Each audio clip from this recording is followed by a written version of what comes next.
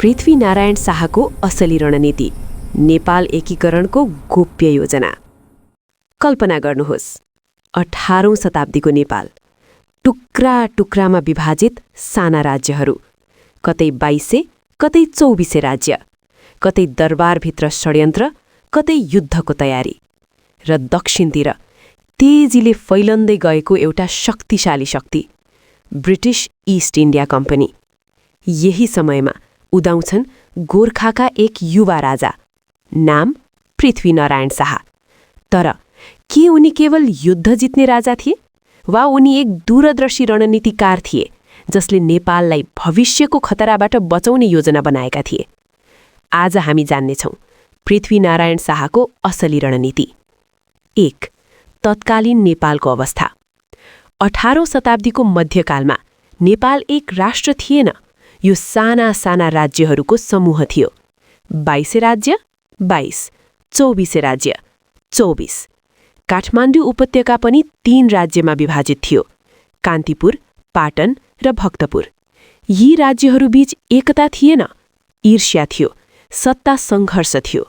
यही कमजोरी बाह्य शक्तिका लागि अवसर बन्न सक्थ्यो। 2. पृथ्वीनारायण शाहको सोच। पृथ्वीनारायण शाह केवल तरवार चलाउने राजा थिएनन्, उनी गहिरो सोच राख्ने व्यक्ति थिए। उनले भारतको राजनीतिक अवस्था अध्ययन गरेका थिए।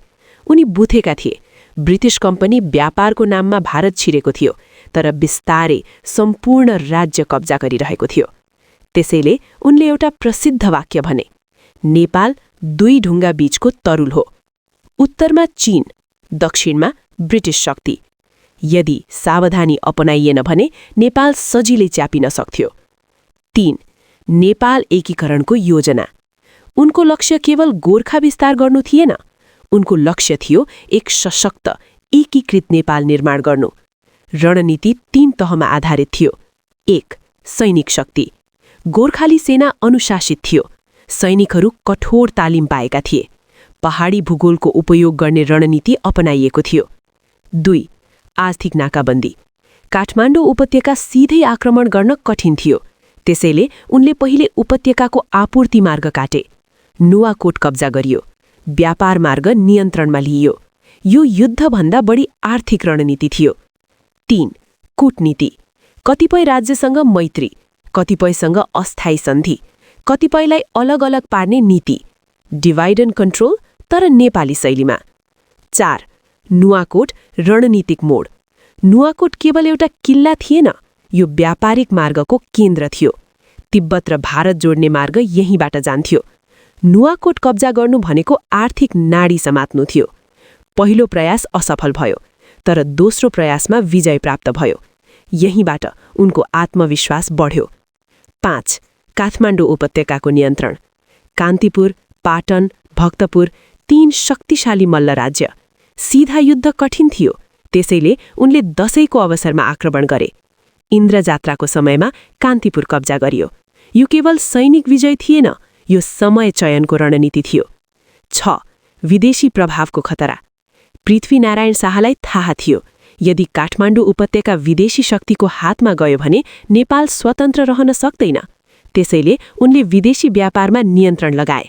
उनको नीति थियो विदेशीसँग मैत्री राख, तर देशको ढोका खुला नराख। 7. दिव्य उपदेश। उनको राजनीतिक दर्शन। उनको मृत्युअघि दिएको दिव्य उपदेश उनको रणनीतिक सोचको प्रमाण हो। त्यसमा उनले भने विदेशी शक्तिप्रति सतर्क रहनु, स्वदेशी उत्पादनलाई प्राथमिकता दिनु, सेना बलियो राख्नु, दरबारभित्र भ्रष्टाचार नबढ्न दिनु। यो केवल उपदेश थिएन, यो राष्ट्रिय सुरक्षा नीति थियो। 8. असली रणनीति के थियो? अब मुख्य प्रश्न, पृथ्वीनारायण शाहको असली रणनीति के थियो? उत्तर 1.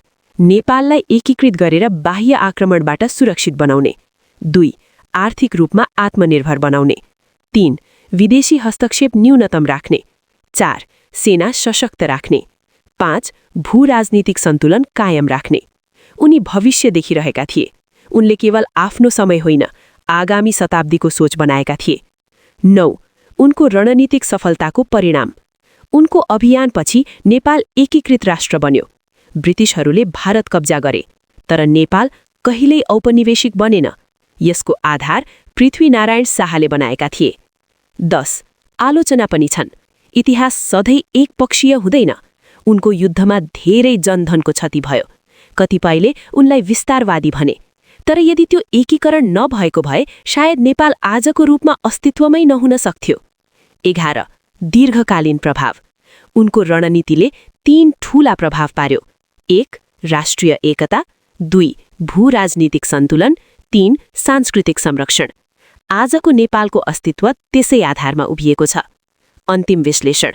पृथ्वीनारायण शाह केवल एक योद्धा थिएनन्, उनी रणनीतिकार थिए, दूरदर्शी नेता थिए। उनको असली रणनीति नेपाललाई समयभन्दा अगाडि सोचेर सुरक्षित बनाउनु थियो।